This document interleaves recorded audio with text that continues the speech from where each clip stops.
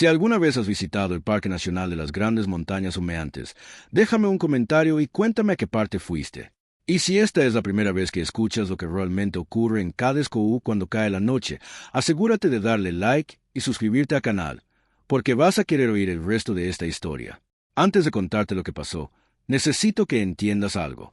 Great Smoky Mountains es el parque nacional más visitado de Estados Unidos. Más de 12 millones de personas llegan cada año. La mayoría recorre Cadescoú, ese hermoso circuito de 11 millas que atraviesa un antiguo valle habitado. Toma fotos de cabañas históricas, iglesias blancas y paisajes tranquilos, y se marcha pensando que ha visto un lugar pintoresco, pacífico, casi detenido en el tiempo. No tienen idea de lo que ocurre allí cuando se pone el sol. Me llamo Owen Mackey. Tengo 48 años y he sido guardabosques del Servicio de Parques Nacionales durante 15 años. Los últimos 6 los he pasado aquí, en las Smokies, trabajando principalmente en el distrito de Cadescoú. Llegué después de mi divorcio, después de que mi hijo dejó de responder mis llamadas, después de que mi compañera desapareció durante una patrulla rutinaria y nunca encontramos su cuerpo.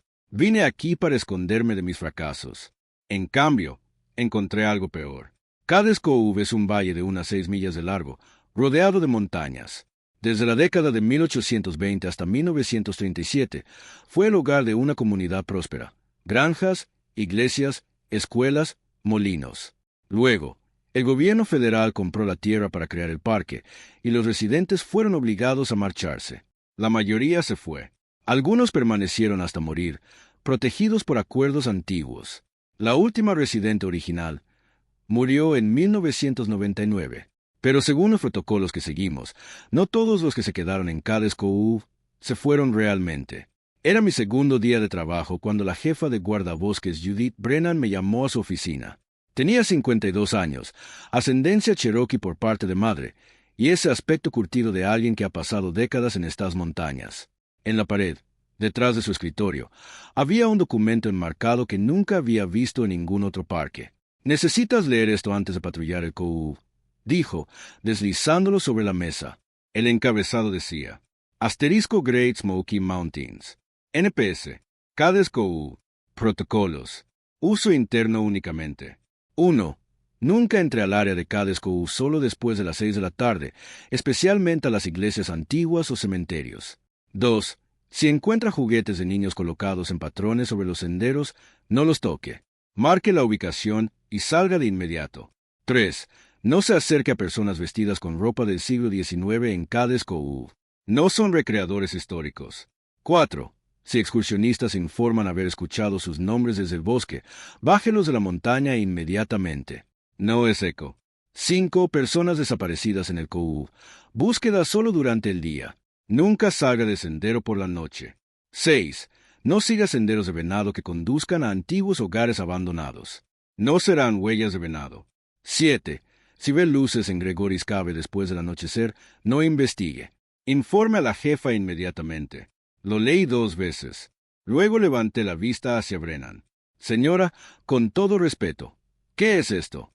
Suena como una lista de historias de fantasmas. Ella se recostó en la silla. Eso dicen todos los guardabosques nuevos. Y entiendo el escepticismo. Has trabajado en Yellowstone, en Zion, lugares donde los protocolos tienen sentido. No acercarse a la fauna. Permanecer en los senderos marcados. Cosas normales. Estos no son normales. No, porque Cadescoú no es normal. Sacó una carpeta de un cajón. Desde 1937, cuando se abrió el parque, hemos tenido 47 desapariciones inexplicables en el distrito de Cadescoú. No en todo el parque. Solo el Coú y sus alrededores inmediatos. 47 en 86 años no parece tan raro para un parque de este tamaño.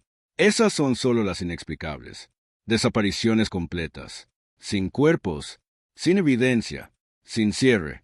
No cuento caídas, exposición, accidentes ni causas explicables. Abrió la carpeta. Y tampoco cuento a los que regresaron. Sentí un peso en el estómago. ¿Regresaron? Regresaron mal. Me mostró un informe de 1962. Harold Henson, 34 años, excursionista experimentado, desapareció en Cadescoú en octubre. Lo encontraron 3 semanas después caminando por la carretera de circuito, con la misma ropa, como si no hubiera comido ni bebido en todo ese tiempo. Pero estaba vivo. Cuando los guardabosques se acercaron, no respondió, no habló, no pareció reconocer a nadie. Solo caminaba una y otra vez por la carretera del circuito, hasta que tuvieron que sujetarlo físicamente y llevarlo al hospital. Un colapso mental, dije.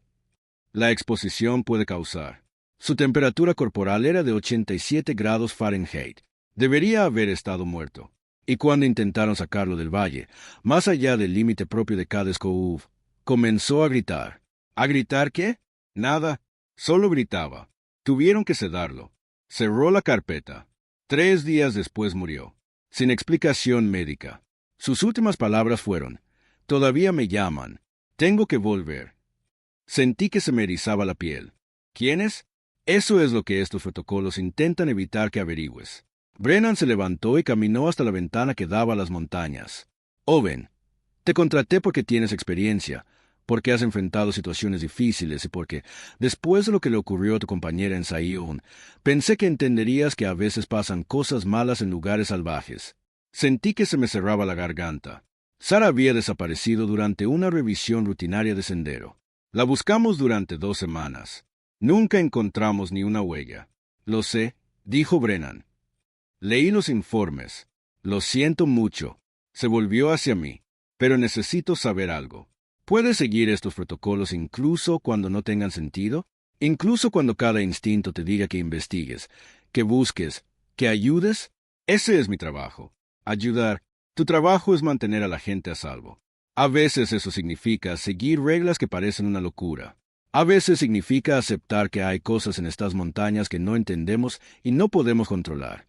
Me entregó una radio y un juego de llaves. Durante tu primer mes trabajarás con Lial Kirkham. Es joven, solo lleva 2 años aquí, pero conoce el Cove. Aprende de él. Lial Kirkham estaba afuera, apoyado contra una camioneta de patrulla. Debía tener unos 27 años, delgado, con el cuerpo de alguien que camina todos los días por montaña y con esa tensión nerviosa de quien ha visto cosas que lo obligaron a mantenerse alerta. Al verme, se enderezó, pero no sonrió. Tú eres el nuevo. Owen Mackey. Ese soy yo. ¿La jefa te mostró los protocolos? Sí, son inusuales. Son instrucciones de supervivencia. Abrió la puerta del conductor. Espero que hayas traído agua y algo para comer. Vamos a hacer el circuito completo del Cove. Revisar instalaciones, hablar con turistas. 4 horas y no pasa nada raro. Y si pasa algo raro, entonces tarda más.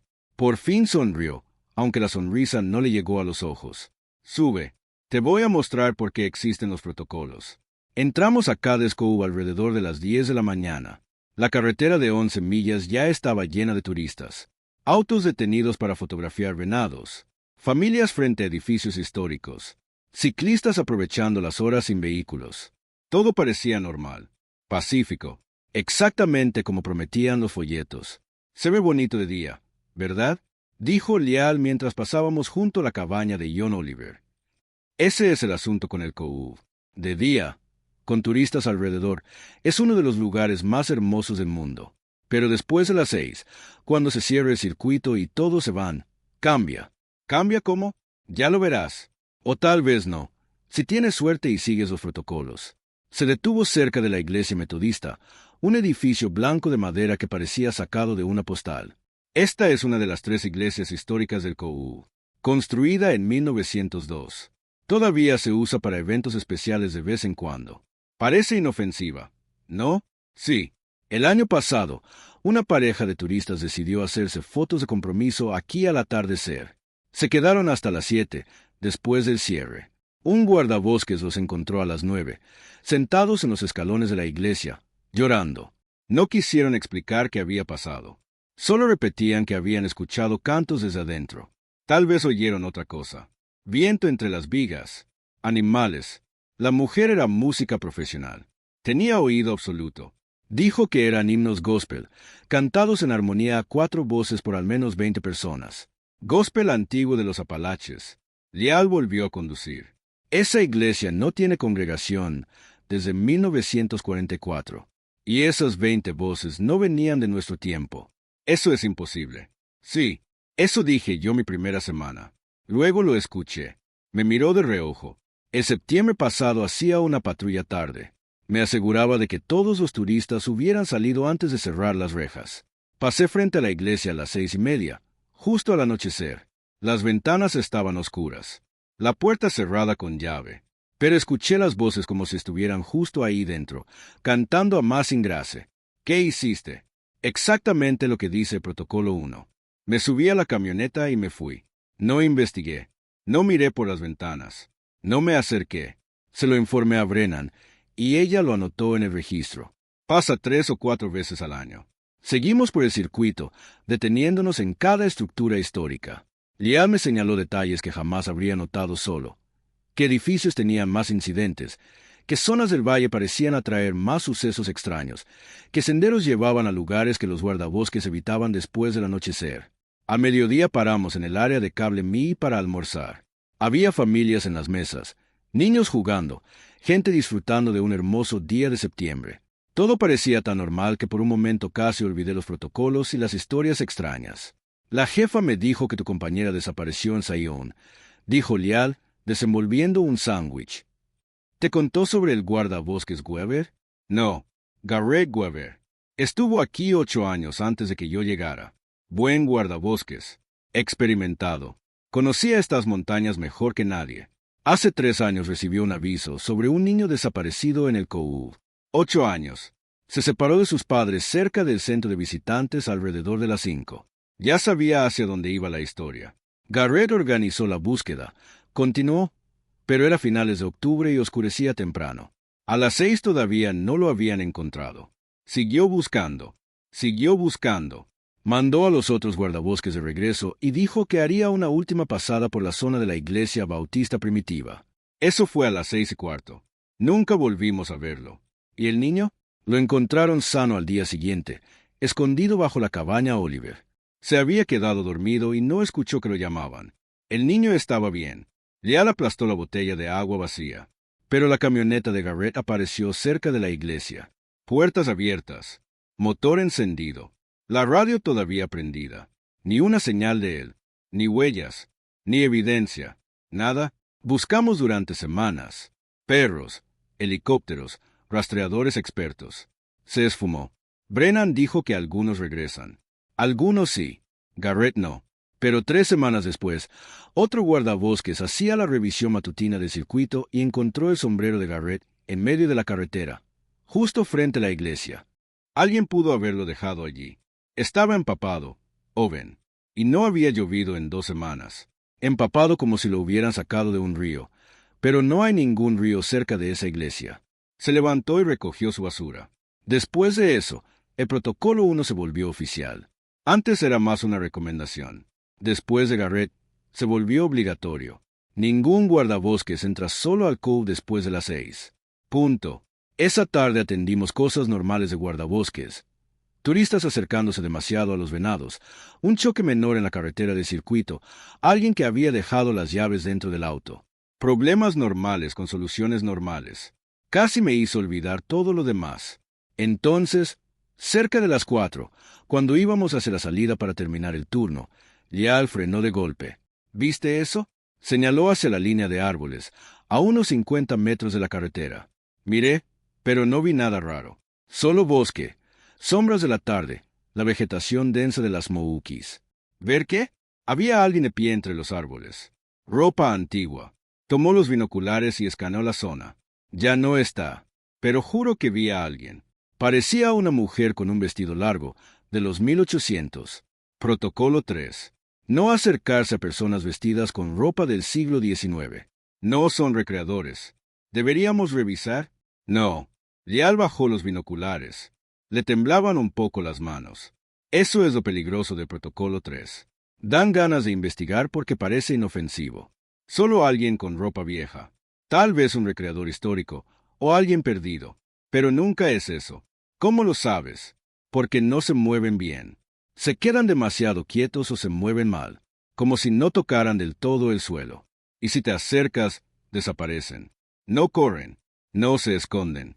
Simplemente dejan de existir de un segundo a otro. Volvió a conducir. La guardabosques se acercó a una en 2019. Una mujer con ropa de época cerca de Tipton Place. Su le habló, dijo que era del servicio de parques y preguntó si necesitaba ayuda. La mujer se volvió. Su dijo que el rostro estaba mal, como una fotografía plana, bidimensional. Luego desapareció, y Su quedó sola en el bosque mientras se ponía el sol. ¿Qué le pasó a Su? Corrió a la camioneta y logró salir, pero pidió traslado 2 semanas después. Dijo que ya no podía trabajar en el COU. No soportaba ver esas cosas sin poder ayudar ni entender qué eran. Terminamos el turno sin más incidentes. Esa noche, mientras manejaba hacia la pequeña cabaña que alquilaba cerca de Gatlinburg, no podía dejar de pensar en todo lo que había escuchado. Una parte de mí, la parte racional, entrenada, acostumbrada a la ley y al orden, quería descartarlo todo como coincidencias e imaginación. Los edificios viejos hacen ruidos. Las personas con ropa antigua pueden ser recreadores. Las desapariciones ocurren en todos los parques. Pero yo había visto desaparecer a Sarah en Sion. Había participado en esa búsqueda. Había sentido lo incorrecto de no encontrar nada después de 2 semanas. Sabía que a veces la gente desaparece en lugares salvajes. Y a veces no hay explicaciones buenas. Aquella noche no pude dormir. A eso de las 2 de la mañana me levanté y empecé a investigar la historia de Cadescoú por Internet. Los sitios turísticos oficiales hablaban del asentamiento, las familias, las iglesias, las escuelas. Todo limpio, histórico, bien presentado. Pero al profundizar en foros locales y viejos archivos de periódicos, encontré otras historias. Relatos transmitidos durante generaciones sobre lo extraño que era Cadescoú, incluso antes de que existiera el parque. Residentes que desaparecían o regresaban cambiados. Familias que se negaban a entrar en ciertas zonas del valle después del anochecer. Niños que decían ver a los viejos que en realidad no estaban allí. Un artículo de 1928 de un periódico de Knoxville llamó mi atención. Asterisco residentes locales informan sucesos extraños en el aislado valle de Cadescoú. Varios granjeros afirmaban haber visto luces en el bosque por la noche, escuchado voces que decían sus nombres y encontrado objetos personales desaparecidos que luego reaparecían en otros lugares. Algunos atribuían los fenómenos a causas naturales, pero los habitantes de toda la vida hablaban de que el valle tenía lugares delgados, donde la frontera entre nuestro mundo y otro se debilitaba. Lugares delgados. Había escuchado ese término antes, sobre todo en mitología celta. Lugares donde el velo entre el mundo físico y el espiritual era más fino, donde podían ocurrir cosas extrañas. Finalmente me dormí alrededor de las 4. A las 7:30 me despertó el teléfono. Era Brennan. Owen, necesito que vengas a la oficina ahora. Tenemos una situación. ¿Qué clase de situación? La clase que involucra el protocolo 2. Una turista encontró algo esta mañana cerca del sendero de la iglesia bautista primitiva. Tienes que verlo. 20 minutos después estaba en la oficina de Brennan mirando fotografías en su computadora. La turista, una mujer de Ohio, había salido a caminar temprano y había encontrado algo al pie de un árbol, a unos 400 metros de la iglesia. Juguetes de niños colocados en círculo. Había quizá 20 objetos, muñecas, camioncitos, bloques de madera, un oso de peluche, todos antiguos, del tipo con el que los niños habrían jugado en los años 30 o 40. Estaban colocados en un círculo perfecto, cada pieza separada con precisión, con un pequeño montón de piedras en el centro. ¿No tocó nada? Pregunté. No. Viene seguido. Camina aquí varias veces al año. Conoce el COU lo suficiente para saber que esto no era normal. Tomó fotos y vino directo a nosotros. Brennan hizo zoom en una imagen. Mira las muñecas. Me acerqué. Las muñecas miraban hacia adentro, hacia el pequeño montón de piedras.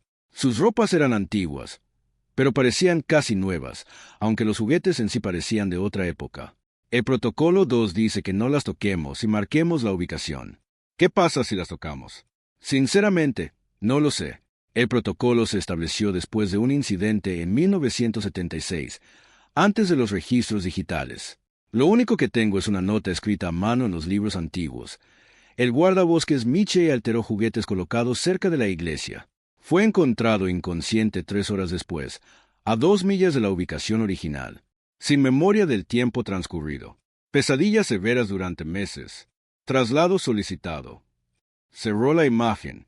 Eso bastó para convertirlo en protocolo. Entonces, ¿qué hacemos? Tú y Lial irán. Documentarán todo. Tomarán fotografías y medidas. No tocarán los objetos. Luego cerraremos el sendero por el día mientras contacto a la doctora Sadler. ¿Quién es la doctora Sadler? Historiadora del Servicio de Parques, especialista en KDSCOU. Ha estudiado las desapariciones, los incidentes extraños, todo. Tiene teorías, algunas bastante extremas, pero sabe más que nadie sobre lo que pasa en el KOU. Brennan apagó la pantalla. Y Owen, esto es importante. Si sientes algo raro allí, desorientación, voces, lo que sea, te vas de inmediato. No intentes resistir. No investigues. Solo sal. Lial y yo llegamos al lugar en menos de una hora. Los juguetes estaban tal como aparecían en las fotos. Un círculo perfecto, cada objeto posicionado con una precisión casi imposible, el pequeño montón de piedras justo al centro. He visto esto 2 veces antes, dijo Lial en voz baja. Siempre en septiembre u octubre. Siempre juguetes de niños. Siempre en círculos. Siempre cerca de una de las iglesias. ¿Qué crees que significa? La doctora Sadler tiene una teoría. Cree que está conectado con las familias expulsadas cuando se creó el parque. Algunas tenían hijos enterrados en los cementerios del KOU. Cuando se fueron, tuvieron que dejar las tumbas atrás. Los juguetes podrían ser. Se detuvo. ¿Podrían ser qué? Ofrendas, memoriales, o algo intentando llamar la atención de los niños enterrados aquí. Empezó a tomar fotos. O quizá algo peor. Quizá es cebo. ¿Cebo para qué? Para gente como nosotros. Para quienes investigan. Para quienes no pueden evitar tocar cosas que no deberían. Se movió alrededor del círculo, documentándolo todo. Yo lo veo así. Estos objetos fueron colocados por algo inteligente. Algo que entiende que los humanos somos curiosos. Que queremos examinar lo que está fuera de lugar. Tal vez ese algo está esperando a ver quién toca. Terminamos la documentación sin incidentes y marcamos el área como cerrada. Mientras regresábamos, no podía dejar de mirar por encima del hombro. Sentía que nos observaban desde el bosque denso. Tú también lo sientes, dijo Lial. No era una pregunta. ¿Sentir qué? La mirada, la presencia, como si el bosque estuviera vivo, consciente, prestándonos atención. Caminó más rápido. Eso también pasa en el KOU. Los guardabosques más viejos, los que llevan 20 o 30 años aquí, todos dicen lo mismo. El KOU te nota. Y cuando te nota, sigue notándote. Por eso existe el Protocolo 1. Por eso no trabajamos solos después del anochecer. Porque el KOU siempre está mirando. Y si estás solo cuando algo decide actuar, no hay nadie que te ayude. Esa tarde conocí a la doctora Nina Sadler en la estación. Tenía 39 años y la concentración intensa de alguien que había dedicado años a entender algo que la mayoría descartaría como superstición. Traía carpetas, fotografías antiguas y mapas llenos de marcas. Cada SCOUV es único, explicó, extendiendo mapas sobre la mesa de conferencias. La mayoría de parques nacionales tienen zonas salvajes donde ocurren cosas extrañas. Pero el KOU es diferente. Es un espacio liminal, un lugar atrapado entre lo que fue y lo que se convirtió. Durante más de un siglo fue una comunidad viva. Luego, de pronto, en 1937, fue vaciado y congelado en el tiempo. Algo en esa transición creó anomalías. ¿Qué tipo de anomalías? El término científico sería distorsiones temporales o espaciales. El término menos científico es lugares delgados, puntos donde las reglas normales de la realidad no se aplican del todo. Sacó un mapa lleno de puntos rojos. Llevo 6 años documentando incidentes en el KOU. Hay patrones. Los juguetes aparecen casi siempre a finales de verano o en otoño. Las figuras con ropa de época se ven más cerca de las iglesias. Las voces que llaman a las personas se concentran alrededor de los antiguos sitios de vivienda y Gregory's Cave. Señaló un punto en el mapa. Allí ocurren los incidentes más graves. La cueva aparece en el Protocolo 7. ¿Qué tiene de especial? Gregory's Cave fue usada por los colonos originales como bodega de raíces y refugio de emergencia. Durante la Guerra Civil, la gente se escondía allí de soldados de ambos bandos. Y durante la epidemia de tuberculosis en la década de 1890, algunas familias aislaron a sus enfermos dentro. Me mostró fotografías antiguas. Varias personas murieron en esa cueva. Y según las historias locales, transmitidas por generaciones, algo en esas muertes cambió el lugar. Lo convirtió en una puerta. ¿Una puerta a qué? Esa es la pregunta que llevo 6 años intentando responder. Sacó varios informes. Desde 1937 hectáreas ha habido 17 incidentes importantes asociados a Gregory's Cave. Luces vistas dentro cuando no debería haber nadie. Personas que entran y experimentan pérdidas de tiempo. Y 3 desapariciones de personas vistas por última vez yendo hacia la entrada. Garrett Weaver fue una de ellas. Sí, los otros 2 fueron un matrimonio en 1953 y un excursionista solitario en 1989. Nunca se recuperaron cuerpos. Me miró con seriedad. Los protocolos existen porque funcionan, guardabosques Mackey. Cada regla fue escrita como respuesta a algo que ocurrió. Y el protocolo 7 quizás sea el más importante. Esa cueva es peligrosa de maneras que no entendemos. Esa noche pasé cerca de Cadescoe de camino a casa. La carretera del circuito estaba cerrada, las rejas bloqueadas. Sin turistas, solo una vía vacía serpenteando por el valle oscuro. Al pasar frente a la entrada, creí ver luces en la distancia. No linternas, no faros. Algo distinto, algo que se movía mal, que parpadeaba cuando no debía, que aparecía y desaparecía de un segundo a otro. Protocolo 7. Si ve luces en Gregory's Cave después del anochecer, no investigue. No investigué. Seguí conduciendo, las manos tensas en el volante, diciéndome que no había visto nada extraño. Pero sabía que sí. Y sabía que Brennan, Lial y la doctora Sadler tenían razón. Cadescoe estaba mirando, y tarde o temprano me pondría a prueba, como había puesto a prueba a cada guardabosques que había trabajado allí. La única pregunta era si seguiría los protocolos cuando llegara ese momento, o si cometería los mismos errores que le habían costado la vida a Garrett Weaver. Mi primera prueba real llegó 3 semanas después de empezar. Ya me había acostumbrado a patrullar el COU, revisar turistas, mantener instalaciones. Todo había sido normal, o tan normal como podía ser trabajar bajo 7 protocolos diseñados para mantenerte con vida. No había visto nada extraño, ni juguetes, ni figuras con ropa antigua. Solo paisajes hermosos de los Apalaches y miles de turistas tomando fotos. Entonces llegó octubre, y con octubre, la niebla. Cualquiera que haya pasado tiempo en las Moukis conoce la niebla matutina, entre espesa y pesada, llenando los valles, reduciendo la visibilidad a pocos metros. De ahí viene el nombre de las montañas. Parecen humear. Normalmente se disipa a media mañana, pero ese octubre la niebla permanecía, densa, persistente. Convertía el COU en algo de otro mundo. El 7 de octubre, martes por la mañana, Lial y yo hacíamos la revisión de apertura del circuito antes de dejar entrar a los turistas. La niebla era tan espesa que apenas veíamos la carretera. Las luces de la camioneta se reflejaban hacia nosotros y empeoraban la visibilidad. «Odio los días de niebla», murmuró Lial. «Todo se siente mal cuando no puedes ver más allá de unos metros». Pasábamos frente a la iglesia metodista cuando la vi. Una niña, tal vez de 8 años. Estaba de pie en medio de la carretera. Llevaba un vestido que parecía hecho a mano, antiguo, y estaba completamente quieta, de espaldas a nosotros. Lial, dije, señalando. Frenó de golpe. Jesús, ¿de dónde salió? El circuito aún no estaba abierto. No debía haber turistas. Mucho menos una niña caminando sola entre la niebla. Tomé la radio, pero Lial me sujetó el brazo. Espera, mira lo que lleva puesto. El vestido. Era de otra época. No parecía disfraz. No parecía ropa moderna. Era algo que una niña habría usado en los años 30 o 40. Protocolo 3. Ese protocolo habla de personas con ropa del siglo XIX. Dije, ¿esto es una niña o es otra cosa? La voz de Lial sonaba tensa. Mira, la niña no se había movido. No había girado la cabeza, a pesar del motor encendido y las luces apuntándole. No reaccionaba. Oye, llamé por la ventana. Cariño, ¿estás bien? ¿Tus papás están cerca? Nada. Seguí allí, inmóvil. Empecé a abrir la puerta. Lial me agarró del hombro. No, podría estar en shock. Algo está mal. Los niños no se quedan así. Se mueven, miran alrededor, reaccionan a las voces. La niña giró. No puedo describir del todo lo que vi. Al principio parecía el rostro normal de una niña, pero cuanto más lo miraba, más incorrecto se volvía. Las proporciones estaban apenas desviadas.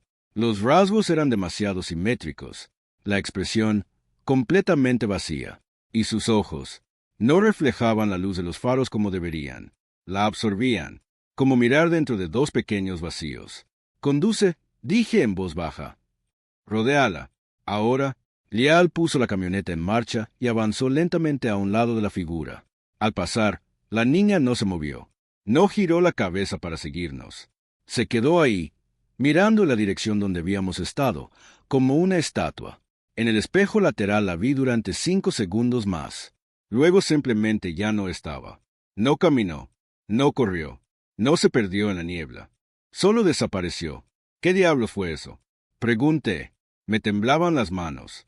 Por eso el protocolo 3 ya no especifica adultos, dijo Lial, pálido. Antes decía personas. Después de un incidente con una figura que parecía una niña, lo aclararon. Cualquier edad, cualquier ropa antigua, no acercarse. Y si hubiera sido una niña real, habría reaccionado, se habría movido, hablado, hecho algo humano. Siguió conduciendo, con los nudillos blancos sobre el volante. Las cosas que aparecen en el COU no hacen bien a los niños. De lejos pueden parecer niños, pero de cerca siempre hay algo mal. La forma en que se quedan quietos, la forma en que miran, la quietud. Los niños reales nunca están tan quietos. Informamos el avistamiento a Brennan. Ella lo anotó en el registro de incidentes. Asterisco 7 de octubre. Zona de la iglesia metodista. Figura infantil con ropa de época. Aparición y desaparición en niebla. El registro mostraba avistamientos similares durante décadas. Siempre en octubre. Siempre con niebla espesa. A menudo cerca de una de las 3 iglesias. Octubre es temporada activa, explicó Brennan. El aniversario de cuando el valle fue finalmente vaciado en 1937 fue el 15 de octubre. Algo en esta época del año, la luz cambiante, la niebla, quizá el adelgazamiento estacional de esa barrera, hace que los incidentes aumenten. ¿Deberíamos cerrar el COU? ¿Con qué argumento? ¿Que vimos un fantasma? El servicio de parques jamás lo aprobaría. Y aunque lo hiciera, no ayudaría. La gente se colaría. Entonces tendríamos turistas encontrándose con estas cosas sin presencia de guardabosques. Cerró el registro. Lo manejamos como siempre. Seguimos los protocolos, documentamos los incidentes y mantenemos a la gente a salvo sin decirles de que necesitan estar a salvo. 3 días después llegó el reporte de una persona desaparecida. James Crawford, 34 años, excursionista experimentado de Nashville. Le había dicho a su esposa que caminaría el Rich Mountain Loop Trail, un sendero de 6 millas que rodea el COU. Salió a las 2 de la tarde. A las 8, cuando no regresó a la cabaña donde se hospedaban, su esposa llamó a los guardabosques. Rich Mountain Loop conecta con varios senderos, explicó Lial mientras organizábamos la búsqueda. Si se desorientó o tomó un giro equivocado, podría estar en cualquier parte de un área de 30 millas cuadradas. Y ya son las 8:30. Noche cerrada. Temperatura bajando. Protocolo 5. Personas desaparecidas en el COU. Búsqueda solo durante el día. Nunca salir del sendero por la noche. No podemos esperar hasta la mañana, dije. Lleva horas afuera. La temperatura bajará a 40 grados. Puede sufrir hipotermia. El protocolo existe por una razón, dijo Brennan con firmeza. Haremos una búsqueda preliminar por el sendero principal, sin salir de rutas establecidas, en equipos de 3 como mínimo. Si no lo encontramos en 2 horas, suspendemos hasta el amanecer. No es suficiente. Es lo que permite el protocolo. Owen, entiende el impulso de buscar toda la noche. Pero hemos perdido guardabosques que lo intentaron. Garrett Weber buscaba a un niño. Ignoró el protocolo y desapareció. No rompemos el protocolo por desaparecidos en el COU. No de noche. La búsqueda empezó a las 9. 3 equipos de 3 guardabosques cubrieron distintas secciones del Rich Mountain Loop. Mi equipo era Lial y otra guardabosques, Karen Ortiz. Nos tocó la sección occidental, la más cercana a Gregory's Cave. La niebla había vuelto, más espesa que antes. Nuestras linternas apenas iluminaban unos metros. El bosque estaba vivo con sonidos. Viento entre árboles, animales nocturnos, nuestros pasos sobre el sendero. James Crawford. Llamábamos cada pocos minutos. Si puedo irnos, haga ruido. Somos guardabosques. Estamos aquí para ayudar. Nada, solo el bosque y nuestras voces regresando en eco. Después de 1 hora llegamos a una intersección donde el Rich Mountain Loop cruzaba con un sendero no marcado, aparentemente de venados. Ese sendero bajaba por una pendiente pronunciada hacia la zona general de Gregory's Cave, aunque la entrada debía estar todavía a 1 milla entre bosque denso. Entonces encontramos la mochila. Estaba en medio del sendero de venados, a unos 3 metros del camino principal, de pie, como si alguien la hubiera colocado cuidadosamente allí. No tirada, no abandonada, colocada. No la toques todavía, dijo Lial. Se acercó con cuidado y examinó el área, sin señales de lucha, sin huellas, salvo huellas de venado. Y mira cómo está posicionada. Apunta hacia abajo, como si marcara una dirección. ¿Crees que fue por allí? Creo que algo quiere que creamos que fue por allí. Lial sacó la radio. Jefa, encontramos la mochila de Crawford en un sendero no marcado cerca del cruce de Rich Mountain. Solicitamos instrucciones. La respuesta de Brennan fue inmediata. No sigan ese sendero. Marquen la ubicación y regresen al camino principal. El sendero que describen conduce hacia Gregory's Cave. Protocolo 6. No sigan senderos de venado que lleven a antiguos hogares abandonados. No serán huellas de venado. Miré las huellas alrededor de la mochila. Parecían de venado, pero al observar mejor, la separación era ligeramente incorrecta. La profundidad variaba de forma extraña, y avanzaban en una línea perfectamente recta cuesta abajo. Los venados no caminan así. No son huellas de venado, dije. No, respondió Lial en voz baja. Son otra cosa, algo que quiere que sigamos. Pero Crawford pudo haberla seguido. Si pensó que era un atajo, entonces violó el protocolo 6, dijo Karen por primera vez. Y no podremos ayudarlo hasta la mañana. Karen llevaba 15 años en el parque, más que cualquiera de nosotros. He visto esto antes. Mochilas, chaquetas, botellas colocadas para atraer buscadores por senderos equivocados. Si seguimos, o nos perdemos nosotros también, o encontramos lo que está poniendo el cebo. De cualquier modo, no encontraremos a Crawford esta noche. Marcamos la ubicación y regresamos al sendero principal. Me dolía el estómago de frustración. Un hombre estaba desaparecido, quizá herido, y nos alejábamos porque el protocolo lo decía. Cada instinto que tenía como guardabosques gritaba que eso estaba mal. Pero también había visto a la niña que no era una niña. Había escuchado las historias de Garrett Weaver. Sabía que esos protocolos estaban escritos con sangre. Suspendimos la búsqueda a las 11.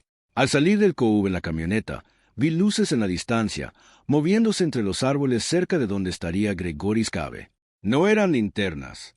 Se movían mal, parpadeaban mal, aparecían y desaparecían. Yo también las veo, dijo Lial en voz baja. No las mires directamente. No intentes contarlas.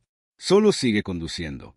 Aparté la vista, pero por el rabillo del ojo aún veía esas luces danzando entre el bosque, llamando, esperando a alguien lo bastante tonto para investigar.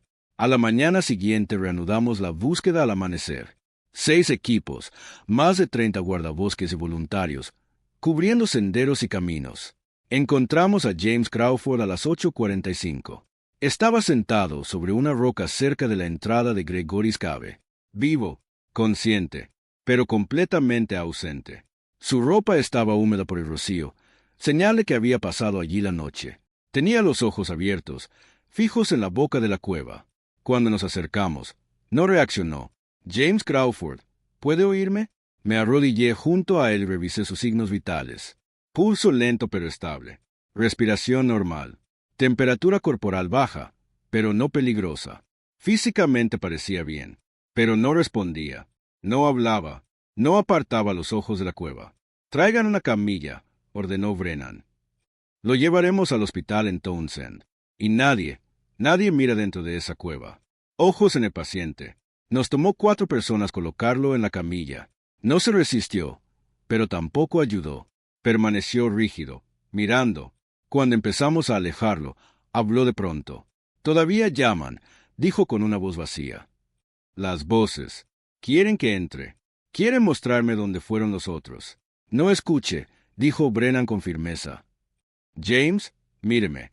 Aparte la vista de la cueva y concéntrese en mi voz. Pero Crawford no podía o no quería. Sus ojos seguían fijos en la entrada, incluso mientras lo cargábamos. Hay tantos adentro, murmuró. Todos los que vinieron antes. Están esperando. Están llamando. En el hospital, los médicos no encontraron nada físicamente grave salvo deshidratación leve y exposición. Pero psicológicamente estaba en otro lugar. Miraba paredes. Susurraba sobre voces que lo llamaban y sobre la necesidad de volver a la cueva. Lo internaron en atención psiquiátrica. 3 días después salió caminando del hospital. Las cámaras de seguridad lo mostraron yéndose a las 2 de la mañana, vestido con ropa de hospital, caminando con propósito. Tomó un taxi hasta la entrada de Cades Cove, saltó la reja cerrada y entró al valle. Los guardabosques encontraron su bata cerca de Gregory's Cave a la mañana siguiente. James Crawford desapareció. Sin rastros entonces. Sin rastros en los 6 meses siguientes. Otra desaparición atribuida a Gregory's Cave. Otro nombre añadido a la lista de quienes escucharon el llamado y no pudieron resistirse. Ese es el patrón, explicó la doctora Sadler cuando vino a revisar el caso. La cueva llama a ciertas personas, no a todas. La mayoría de visitantes pasa por allí sin problema, pero algunos, por razones que no entendemos, la oyen. Y una vez que la oyen, no pueden dejar de oírla. Los atrae de regreso. ¿Qué hay dentro? Pregunté. ¿Se ha explorado por completo? Varias veces. La última hace 5 años, con un equipo espeleológico completo. Mapearon unos 90 metros de pasajes antes de llegar a un derrumbe. No encontraron nada raro, ni cuerpos, ni artefactos, nada que explique los fenómenos. Sacó estudios geológicos, pero los estudios mostraron algo interesante. Hay una cavidad mucho más grande más allá del derrumbe. Según el radar de penetración terrestre, es una cámara de unos 9 metros de diámetro. No hay forma de acceder sin una excavación mayor, y el servicio de parques no la aprobará. Entonces lo que llama la gente podría estar allí. O la cámara misma es la anomalía. Un espacio que existe dentro de la cueva, pero también parcialmente en otro plano, otra dimensión, otra realidad que se filtra en el Cove. Me miró con seriedad. Guardabosques Mackey, ¿la cueva ya lo ha llamado? ¿Qué quiere decir? Todos los que trabajan suficiente tiempo en el Cove dicen haberlo sentido. No palabras exactas, más bien una sensación, un tirón, la idea de que, si te acercas un poco más, si miras un poco más profundo, entenderás todo. Tocó sus notas. Yo lo he sentido. Brennan también. Lial también, aunque no lo admita. La pregunta es si podrás resistirlo. No he sentido nada. Lo sentirás. El Cove te está observando, aprendiéndote. Y cuando sepa lo suficiente, te pondrá a prueba como nos pone a prueba a todos. Recogió sus papeles. Cuando eso ocurra, recuerda, los protocolos existen para salvarte la vida. Seguirlos puede sentirse mal. Puede parecer que está fallando a alguien que necesita ayuda. Pero romperlos es peor. Romperlos es como perdemos guardabosques. Esa noche no pude dormir. Pensaba en James Crawford y su voz hueca diciendo todavía llaman. Pensaba en Garrett Weber, desaparecido 3 años atrás, dejando solo un sombrero mojado como prueba de que había existido. Pensaba en la niña con ropa antigua, en las voces de la iglesia, en los juguetes en círculo. Y, sobre todo, pensaba en Sara, mi antigua compañera en Zion. Habíamos estado haciendo una revisión rutinaria de sendero. Ella caminó unos metros delante de mí y dobló una curva. 30 segundos después, la seguí. Ya no estaba. Buscamos durante semanas. Nada. ¿Había violado ella algún protocolo que yo no conocía? Tenía Zion sus propias reglas, no escritas, transmitidas entre guardabosques pero nunca documentadas oficialmente. La había fallado por no saber, por no protegerla, por no reconocer que a veces los lugares salvajes obedecen reglas distintas. A las 2 de la mañana me levanté y conduje hacia el Cove. Me dije que estaba inquieto, que necesitaba despejar la cabeza, pero sabía a dónde iba. La carretera de circuito estaba cerrada, las rejas bloqueadas. Estacioné en la entrada y caminé por el camino con la linterna cortando la oscuridad. La niebla había vuelto, espesa y fría. Cada sonido parecía amplificado. Mis pasos, mi respiración, el crujido de las hojas. Caminé unos 20 minutos antes de darme cuenta de que iba hacia Gregory's Cave. No de forma consciente. No había decidido ir allí, pero mis pies me llevaban. Primero por la carretera, luego por el sendero, luego por el camino de venados que no era de venados. Entonces lo escuché. No eran palabras, no era música, algo entre ambas. Un sonido que me hizo pensar en Sara, en mi exesposa, en mi hijo que no quería hablar conmigo, en todas las personas que había perdido o fallado, todas llamándome desde algún lugar adelante, diciéndome que si me acercaba un poco más, todo tendría sentido. El dolor se detendría. Las preguntas tendrían respuesta. La entrada de la cueva apareció en el haz de mi linterna. Oscura, nada acogedora. Solo un agujero en la roca. pero desde adentro podía oírlos. Podía oír la voz de Sara con claridad. Owen, ¿dónde estabas? Te esperé. Esperé y nunca viniste. ¿No quieres saber qué me pasó? Mi mano estaba sobre la radio. Debía informar lo que ocurría. Debía decir que estaba experimentando exactamente lo que Saller había descrito. Debía irme. Pero Sara estaba allí, o al menos su voz. Y tal vez, si solo miraba por un momento, podría entender qué le pasó. Podría entenderlo todo. Di un paso hacia la cueva. Guardabosques Maki, deténgase. El grito rompió el llamado. Me volví y vi a Lial corriendo por el sendero, la linterna saltando con cada paso, respirando con dificultad. Aléjese de la cueva ahora. Miré la entrada. Miré a Lial. El llamado se intensificó hasta casi doler. Pero la voz de Lial era real. El llamado no. Di un paso atrás. Luego otro. Entonces me di la vuelta y corrí. Lial corrió conmigo. Ambos huimos de Gregory's Cave como si algo nos persiguiera. Tal vez algo lo hacía. No nos detuvimos hasta llegar a la carretera principal, doblados sobre nosotros mismos, jadeando. ¿Cómo supiste? Pregunté. No lo sabía. Me desperté con la sensación de que algo estaba mal. Llamé a tu celular. No contestaste. Fui a tu cabaña. Tu camioneta no estaba. Si estabas en el Coub a las 2 de la mañana, solo había un lugar al que podías ir. Me miró con seriedad. ¿Lo escuchaste? El llamado. Sí. Sonaba como mi compañera, la que desapareció. Siempre suena como alguien que perdiste. Alguien a quien no pudiste salvar. Así te atrapa. Encuentra la herida que no ha sanado y la abre. Te promete comprensión, cierre, respuestas. Pero no hay respuestas en esa cueva. Solo más desapariciones. Volvimos a mi cabaña en silencio. Al irse, Lial se detuvo en la puerta. El protocolo 7 no es solo no investigar luces. Es no acercarse a esa cueva después del anochecer. Debí dejarlo más claro. Se veía agotado. La cueva ya te conoce. Volverá a llamarte. Y la próxima vez quizá yo no despierte con la sensación de que algo anda mal. Así que tienes que decidir ahora. ¿Puedes resistirla? ¿Puedes seguir los protocolos incluso cuando todo dentro de ti te diga que los rompas? Pensé en Sara, en James Crawford, en Garrett Weber, en todos los que escucharon el llamado y no pudieron resistirse. Puedo resistirlo, dije. Tengo que hacerlo, porque si no, solo seré otro nombre en la lista de personas desaparecidas en Cades Coub. Y mi hijo nunca sabrá qué me pasó, igual que yo nunca supe qué le pasó a Sara. Buena respuesta. Lial abrió la puerta. Duerme un poco. Mañana Brennan querrá hablar contigo. Y Owen, gracias por retroceder, por elegir el protocolo en lugar del llamado. No todos toman esa decisión. Después de que se fue, me quedé sentada en la oscuridad de mi cabaña, pensando en los 7 protocolos. No eran solo reglas, eran líneas de vida, conocimiento ganado a golpes, escrito por guardabosques que aprendieron de la peor manera lo que pasaba cuando las ignorabas. Yo casi me uní a esa lista. Casi me convertí en otra advertencia sobre el guardabosques que no pudo resistirse a Gregory's Cave, pero había retrocedido, y seguiría retrocediendo, sin importar lo fuerte que se volviera el llamado, porque para eso eran los protocolos, no solo para protegernos del Coub, también para protegernos de nosotros mismos.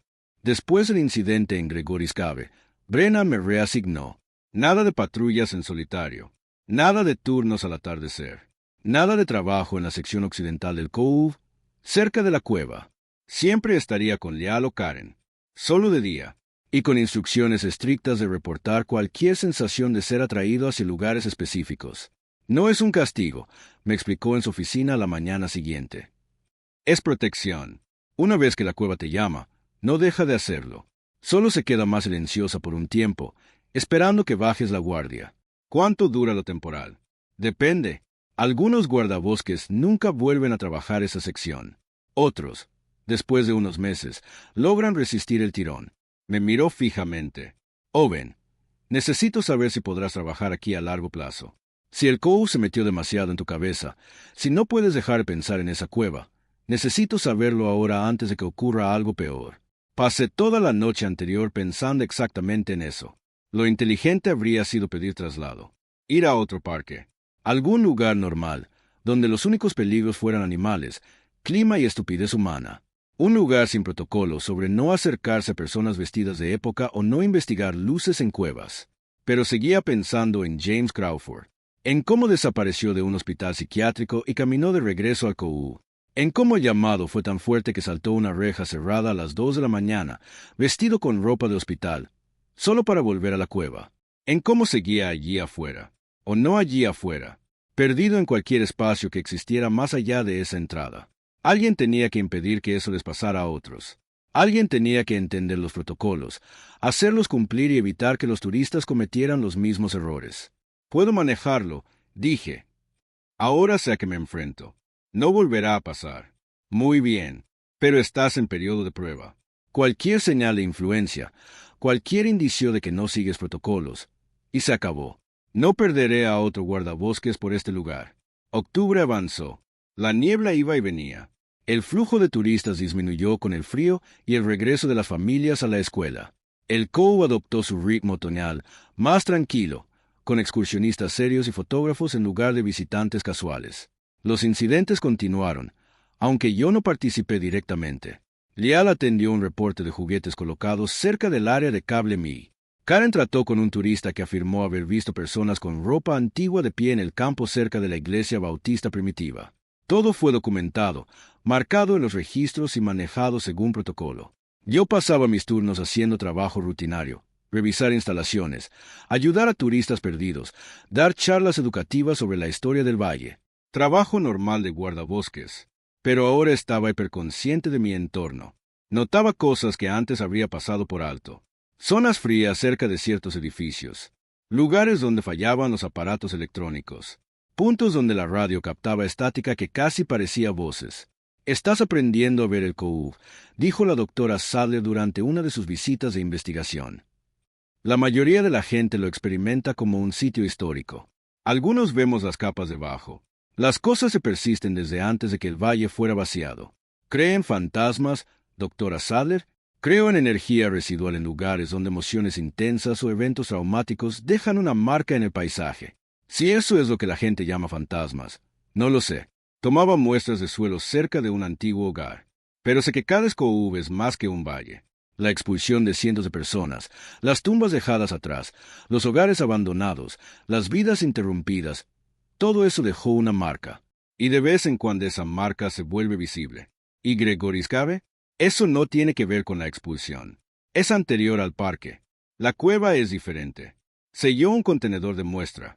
Investigué su historia hasta antes del asentamiento europeo. Los Cherokee, que vivían en estas montañas antes de la llegada de los colonos, tenían historias sobre esa cueva. La llamaban un lugar donde los mundos se tocaban. No entraban. La consideraban prohibida. ¿Y los colonos? La mayoría también la evitaba. No hay registros escritos de uso para refugio o almacenamiento hasta la década de 1890, cuando algunas familias la usaron durante el brote de tuberculosis. ¿Por qué entonces? Desesperación. Cuando la gente se muere y buscas cualquier lugar para aislarla, dejas de preocuparte por supersticiones antiguas. Guardó su equipo. Pero incluso entonces, los locales decían que cosas extrañas les pasaban a quienes pasaban tiempo en la cueva. Salían cambiados, callados, retraídos, y algunos volvían a entrar y nunca salían. Suena familiar, porque Patrón no ha cambiado en más de 100 años. La cueva llama. Algunos la oyen, otros no. Quienes la oyen y entran desaparecen o regresan alterados de forma fundamental. Miró hacia la sección occidental del valle, donde la cueva estaba oculta entre árboles y colinas. He solicitado permiso para hacer una exploración arqueológica completa del interior. Si pudiera excavar más allá del derrumbe y llegar a la cámara profunda, tal vez entendería lo que pasa. Pero el servicio de parques sigue negándolo. ¿Por qué? Porque temen lo que pueda encontrar. O lo que pueda encontrarme. Sonrió con amargura. Incluso los administradores que no creen en lo paranormal entienden que Gregoris Cave es peligrosa. Prefieren dejarla en paz antes que arriesgar otro incidente. El 28 de octubre, 3 semanas después de mi encuentro con la cueva, recibimos una llamada que tensó a todos. Un grupo de investigadores paranormales había conseguido permiso, de alguna forma, para pasar la noche en Cades COU. Decían estar filmando un documental sobre sitios históricos y tenían permisos para acceso nocturno. Brennan estaba furiosa. Yo rechacé específicamente esa solicitud. Dijo por teléfono con alguien de administración. No me importa qué permisos digan tener. KDSCOU se cierra de noche por razones de seguridad. ¿Qué quiere decir con que la oficina regional lo aprobó? Ellos no tienen autoridad para. Se quedó callada. Bien, bien. Pero exigiré que 2 guardabosques permanezcan con ellos todo el tiempo. Y voy a documentar que esto fue aprobado por encima de mi objeción explícita. Colgó con fuerza y nos miró a Lial y a mí. Ustedes 2 harán de niñeras de cazafantasmas esta noche. Grupo de 5. Estarán en el COU de 8 de la noche a 6 de la mañana. Su trabajo es asegurarse de que permanezcan en la carretera de circuito, no entren a edificios y no hagan nada que viole las normas de parque. Eso viola el protocolo 1, dijo Lial. Estaremos en el COU después de las 6. Lo sé. Por eso irán en equipo. Permanecerán en su vehículo con las puertas cerradas cuando no supervisen directamente al grupo, y se marcharán de inmediato si ocurre algo inusual, sin excepciones. Si esos idiotas quieren filmar fantasmas, los filmarán desde la carretera. El equipo llegó a las 7:30, en 2 vehículos llenos de equipo. El líder era un hombre de unos 30 años llamado Derek Russo, con esa confianza entusiasta de quien jamás se ha encontrado con algo verdaderamente peligroso. Guardabosques Maki, guardabosques Kirkham, un placer, dijo, estrechándonos la mano con energía.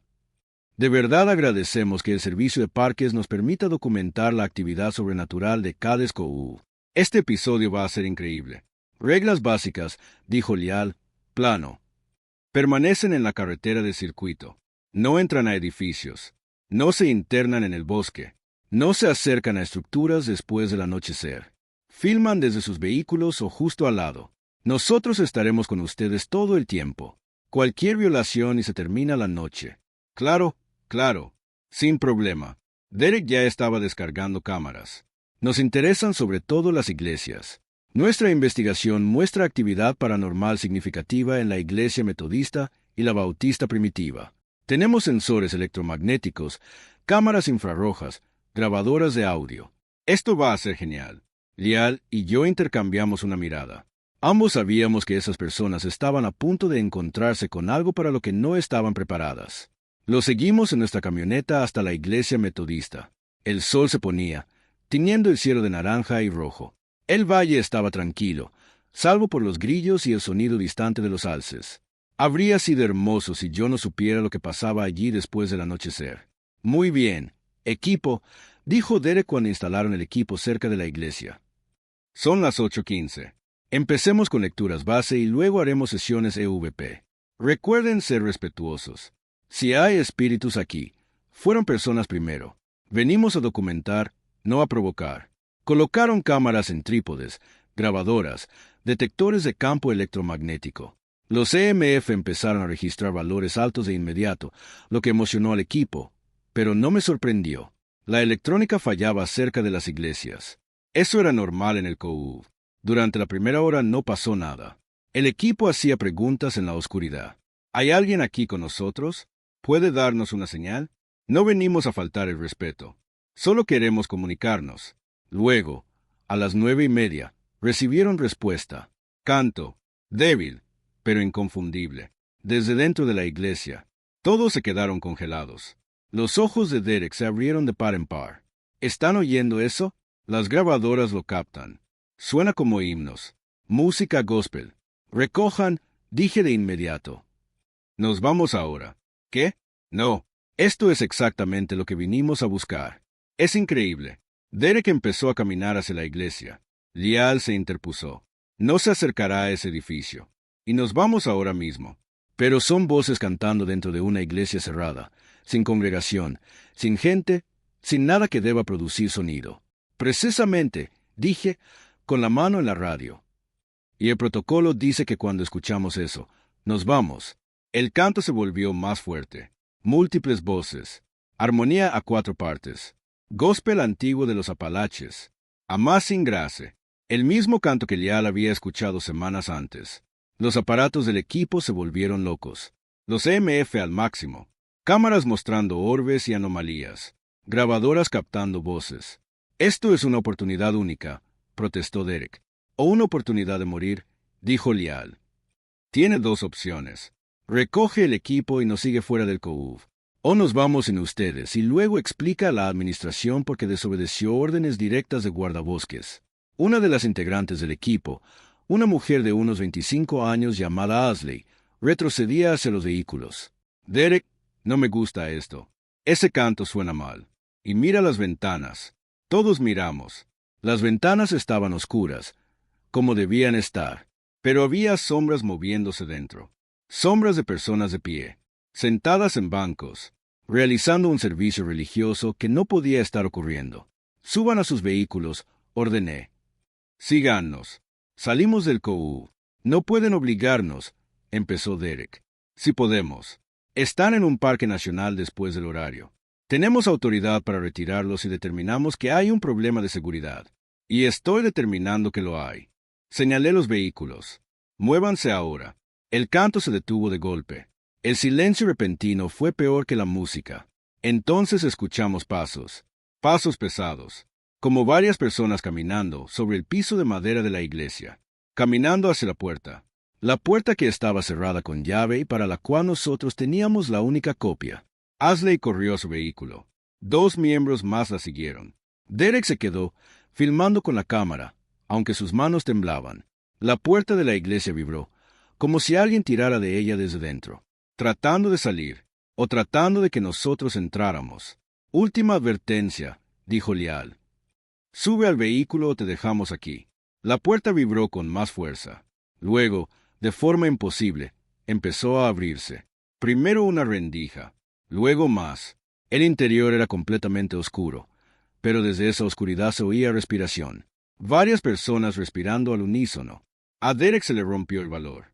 Agarró la cámara y corrió hacia la van. Lial y yo retrocedimos hacia la camioneta, sin apartar los ojos de la puerta. Seguía abriéndose lentamente, mostrando nada más que oscuridad. Nos subimos y Lial aceleró. Los vehículos del equipo nos siguieron, ambos más rápido de lo permitido en la carretera estrecha. En el espejo lateral vi alejarse la iglesia. La puerta estaba completamente abierta, y en el umbral vi figuras. Varias figuras, de pie, hombro con hombro, observándonos marchar. Vestían ropa antigua de iglesia, y no se movían. Salimos del COU a las 10:15. En la reja, Derek bajó de la van, pálido. ¿Qué demonios fue eso? Eso no podía. Eso fue la razón por la que existen protocolos, dije. Eso fue la razón por la que el servicio de parques nunca debió permitirles estar allí después del anochecer. Y eso fue ustedes teniendo suerte. ¿Suerte? Tenemos imágenes increíbles. Esto va. Tienen imágenes de algo que no entienden y a lo que no debieron acercarse, lo interrumpió Lial.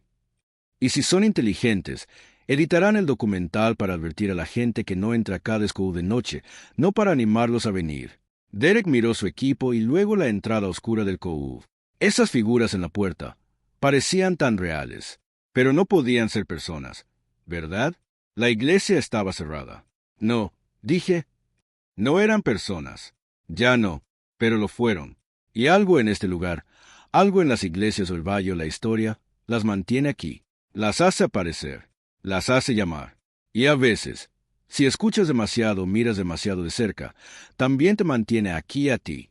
El equipo se fue poco después, cargando sus cosas con manos temblorosas.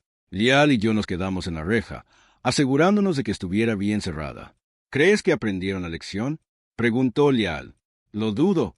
Probablemente volverán. O vendrán otros como ellos. La gente siempre cree que es diferente, que puede manejar lo que otros no pudieron. Miré hacia el valle oscuro. Por eso los protocolos son importantes. No son sugerencias para gente ignorante. Son reglas obligatorias para todos, incluso para quienes creen saber más. Presentamos un informe detallado. Brennan lo envió a la administración regional con un memorando duro, exigiendo que jamás aprobara acceso nocturno a Cades COU sin su autorización explícita. No sabía si serviría de algo. 3 días después, en la noche de Halloween, yo estaba libre, pero no podía dormir. Pensaba la puerta de la iglesia abriéndose sola, en las figuras del umbral, en lo cerca que habíamos estado de algo que ni siquiera sabía nombrar. Eso era lo peor, no saber qué habría pasado si nos quedábamos, si nos acercábamos, si investigábamos. Alrededor de medianoche sonó mi teléfono. Brennan, Owen, necesito que vengas. Tenemos una situación. ¿Qué clase de situación? El equipo de Derek Russo. Volvieron. Sentí que se me hundía el estómago. ¿Volvieron al COU esta noche? Sí. Saltaron la reja alrededor de las 10. Otro miembro del equipo llamó. Dijo que Derek estaba obsesionado con conseguir más material, convencido de que el documental haría su carrera.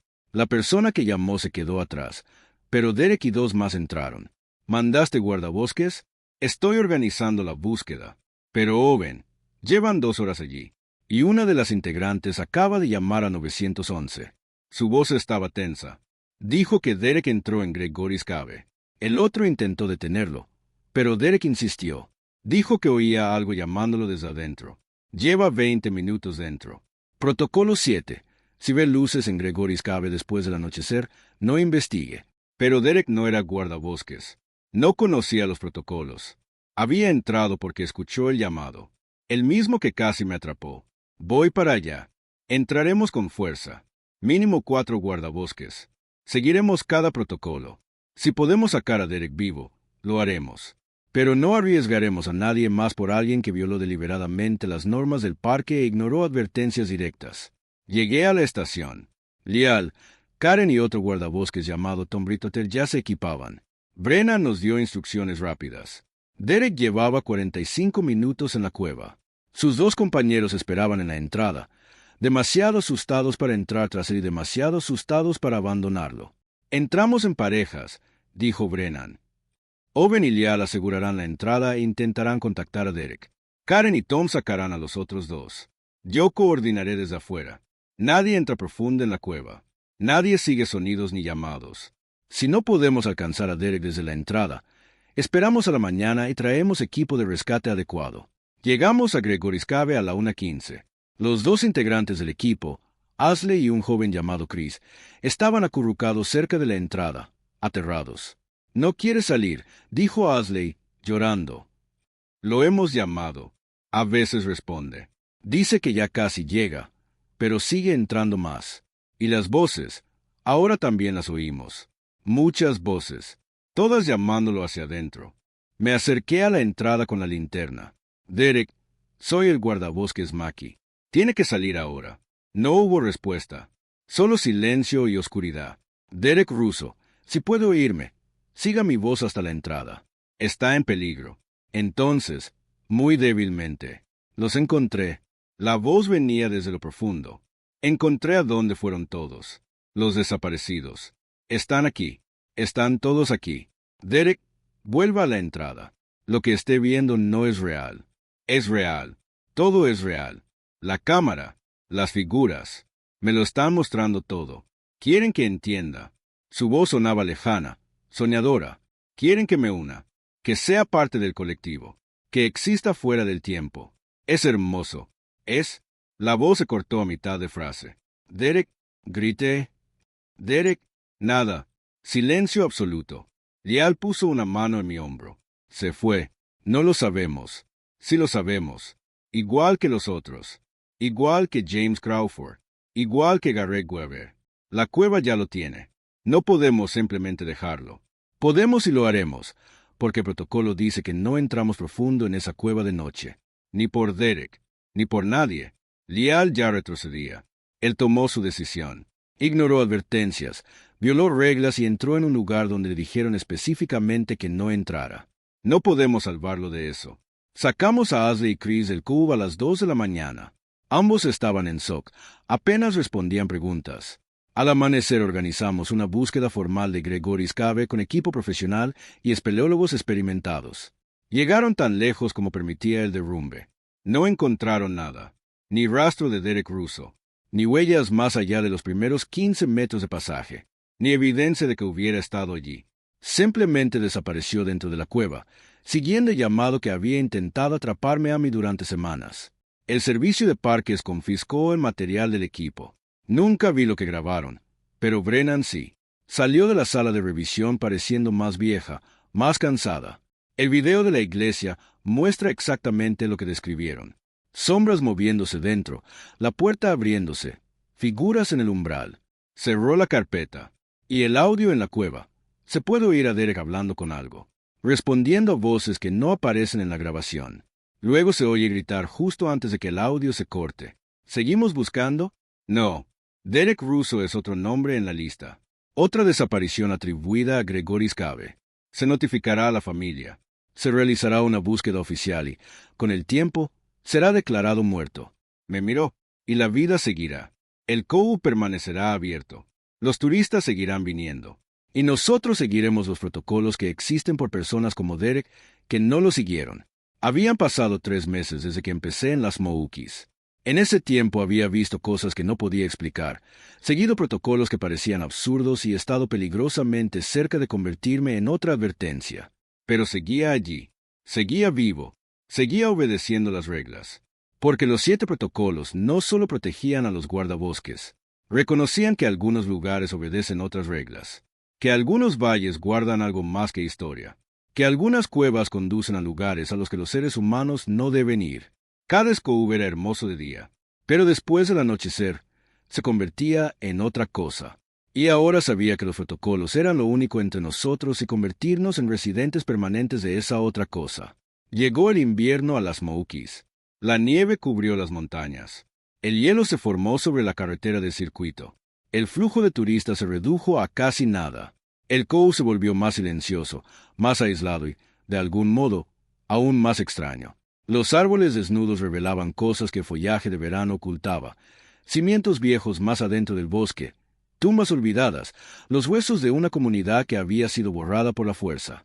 Y con el invierno llegó otro tipo de peligro. Fue a mediados de enero cuando vi las huellas por primera vez. Hacía una patrulla rutinaria con Karen, revisando que las tormentas no hubieran dañado estructuras. Estábamos cerca de la H. Oliver Place cuando las noté en la nieve fresca. Huellas de botas que salían de la vieja cabaña y se internaban en el bosque. Recientes, quizá de unas horas. Alguien estuvo aquí, dije, agachándome. Adulto, hombre, tal vez botas talla 10. Va hacia el Back 40. La carretera lleva 2 días cerrada por nieve, dijo Karen. No han permitido entrar vehículos. ¿Cómo llegó alguien hasta aquí? Quizá caminó desde la entrada. Son 3 millas con temperaturas bajo 0 y 30 centímetros de nieve. Miró las huellas con más atención. Son extrañas. Mira la separación. Demasiado uniforme. Y no cambian de profundidad como huellas reales. Es como si alguien hubiera caminado con pasos perfectamente medidos. Tenía razón. Las huellas inquietaban por su precisión. Cada una tenía exactamente la misma profundidad. Exactamente la misma distancia de la anterior. Sin variaciones por el terreno. Sin ritmo humano. Protocolo 6. No son huellas de venado, dije. Pero tampoco parecen humanas normales. Entonces marcamos la ubicación y lo informamos. No las seguimos. Saqué la cámara para documentarlas. Y entonces escuché algo. Una voz. Distante. Amortiguada por la nieve. La voz de un hombre pidiendo ayuda. ¿Hola? ¿Hay alguien? Estoy herido. Por favor, ayúdenme. Karen y yo nos miramos. Alguien estaba en el bosque, posiblemente herido. Cada instinto decía que siguiéramos la voz, pero los protocolos decían otra cosa. Así funciona, dijo Karen en voz baja. Aprende que hará que investigues. Para Derek fue la promesa de una gran grabación. Para James Crawford fue la curiosidad.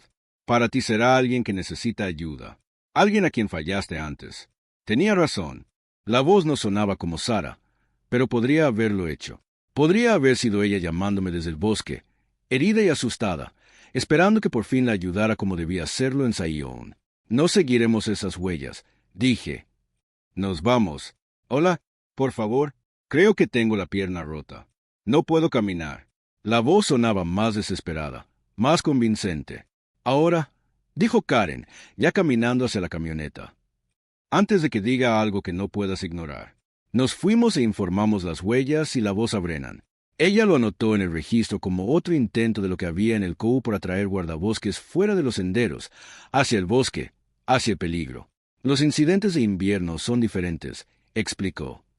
En clima cálido usa iglesias, edificios, elementos históricos. En invierno usa aislamiento y la necesidad humana básica de ayudar. Voces pidiendo auxilio. Huellas que sugieren que alguien está perdido. Todo diseñado para dejarte solo en el bosque, donde nadie puede ver qué pasa. ¿Alguien ha seguido los cebos de invierno? Sí. El guardabosques Thomas Beatty, en 1998, escuchó a un niño llorando en el bosque cerca de Cable Me. Siguió el sonido intentando encontrarlo. Hallamos su cuerpo 3 días después, a 2 millas de su vehículo. Murió por exposición. Pero el cuerpo estaba colocado de forma extraña, sentado contra un árbol, mirando hacia el coú, congelado, con los ojos abiertos, como si hubiera estado observando algo hasta el último momento. ¿Qué observaba? Nunca lo sabremos. Pero otros guardabosques que han oído los llamados de invierno y resistieron dicen que a veces ven movimiento en el bosque. Figuras caminando paralelas a los senderos, manteniendo el paso. Nunca se acercan, nunca se alejan, solo observan y esperan que las sigas. Febrero trajo la peor tormenta de nieve que la región había visto en una década. 60 centímetros de nieve, temperaturas bajo cero, vientos que hacían casi imposible ver. La carretera de circuito se cerró completamente. El parque también. Incluso los guardabosques recibieron la orden de quedarse en casa salvo emergencia. El 12 de febrero hubo una emergencia. Un excursionista se había perdido antes de que golpeara la tormenta. Timothy Walls, 43 años, de Ohio, ignoró las advertencias meteorológicas y salió solo al Rich Mountain Loop. Cuando la tormenta entró más rápido de lo previsto, llamó a 911. Dijo que estaba desorientado, que no encontraba el sendero y buscaba refugio. Eso fue a las 2 de la tarde. A las 6, la tormenta estaba en plena fuerza y perdimos contacto. Protocolo 5. Personas desaparecidas en el COU. Búsquedas solo durante el día, nunca fuera del sendero por la noche. Pero esto era diferente. No era el COU propiamente dicho. Era un sendero de montaña. Y no parecía algo misterioso. Era exposición. Hipotermia. Un hombre moriría si no lo encontrábamos. Tenemos que intentarlo, le dije a Brennan. No está cerca de Gregory's Cave. No está en el valle donde ocurren las anomalías. Es solo un excursionista perdido en una tormenta. Rich Mountain Loop bordea el COU, respondió. Y de noche, en una ventisca, ese límite no significa mucho. Toda la zona se vuelve peligrosa. Más peligrosa que dejarlo morir congelado. Brennan permaneció en silencio un momento. 4 guardabosques. Equipo completo de invierno. Teléfonos satelitales, porque las radios no funcionarán bien. Buscan hasta las 10. Si no lo encuentran, regresan y retomamos al amanecer. Sin excepciones. Lial, Karen, Tom y yo nos equipamos y salimos a las 7. La tormenta era brutal. Visibilidad de unos pocos metros. Sensación térmica muy por debajo de cero. Nieve tan densa que cubría nuestras huellas en minutos. Nos dividimos en 2 equipos. Lial y Karen tomarían la sección oriental del Rich Mountain Loop. Tom y yo, la occidental. Buscamos 2 horas, llamando el nombre de Timothy entre el viento y la nieve. Nuestras voces eran devoradas por la tormenta. A las 9:15 encontramos algo. No a Timothy, pero sí evidencia de que alguien había estado allí recientemente. Una botella de agua rota, medio enterrada en nieve. Y, alejándose de ella, huellas humanas que salían del sendero y bajaban por la pendiente hacia el valle. Fue por el lado equivocado, dijo Tom. Probablemente se desorientó. Pensó que bajaba hacia la carretera, pero esto lleva al interior. ¿Podemos seguir? Son las 9:15. El protocolo nos da 45 minutos antes de regresar. Miró las huellas perdiéndose en la oscuridad. Pero salen del sendero. Seguirlas podría tomar horas. Tal vez no logremos volver a las 10. Entonces lo dejamos morir. Seguiremos las huellas hasta las 9:45. Si no lo encontramos, marcamos ubicación y volvemos al amanecer con más gente. Tom avanzó, pero juntos, nada de separarnos. Pase lo que pase. Las huellas bajaban por la montaña entre árboles densos que crujían con el viento. La tormenta empeoraba. Mis manos estaban entumecidas a pesar de los guantes. El rostro me ardía por el frío y el hielo se acumulaba en mi chaqueta. A las 9:35 encontramos más evidencia. La chaqueta de Timothy, abandonada sobre un tronco caído. Nadie en su sano juicio se quitaría una chaqueta con ese clima. Pero la hipotermia causa confusión. Hace que la gente actúe de forma irracional. Probablemente ya estaba en la etapa final. Timothy Walls. Grité. Si puedo oírme, haga ruido. Estamos aquí para ayudar. No hubo respuesta. Solo viento y nieve. Las huellas continuaban, entrando en un terreno que no reconocía. Deberíamos haber estado acercándonos al suelo del valle, pero el paisaje se sentía equivocado. Los árboles eran demasiado densos. La pendiente, demasiado pronunciada. Mi sentido de dirección había desaparecido. Tom, ¿dónde estamos? Revisó el GPS. Frunció el ceño. Volvió a mirarlo. Esto no está bien. ¿Qué pasa? Según esto, estamos 3 millas al oeste de donde empezamos. Pero caminamos quizá media milla. Imposible. La señal salta. Como si no pudiera fijarse al satélite. Intentó usar el teléfono satelital. Nada. Tenemos que regresar ahora, dijo, antes de perdernos como Timothy. Pero entonces vi una luz adelante, entre la tormenta. Un brillo naranja cálido, como una fogata o una lámpara. Alguien estaba allí. Quizá Timothy había encontrado refugio. Tom, mira. Él también la vio. Eso no es posible. No hay estructuras por aquí. Nada salvo bosque. Podría ser Timothy. Quizá encontró una cabaña de cazadores. Hizo fuego. No hay cabañas de cazadores en terreno de parque. Y aunque las hubiera, se quedó mirando la luz. Esa luz no parpadea como fuego. Es fija, constante. Protocolo 7. Si ve luces en Gregory's Cave después del anochecer, no investigue. Pero no estábamos cerca de la cueva. Estábamos en Rich Mountain, a millas del fondo del valle.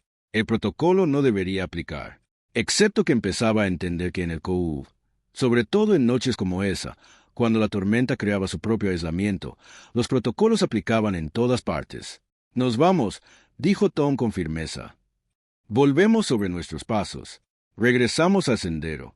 Retomamos al amanecer. Pero Timothy probablemente ya murió. Y si esa luz es lo que creo, ir hacia ella no lo ayudará. Solo le dará al Cove 2 personas más. Tom me agarró del brazo. Owen, confía en tu entrenamiento. Confía en los protocolos. Esa luz no es lo que parece.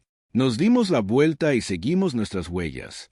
Pero a los 50 metros habían desaparecido.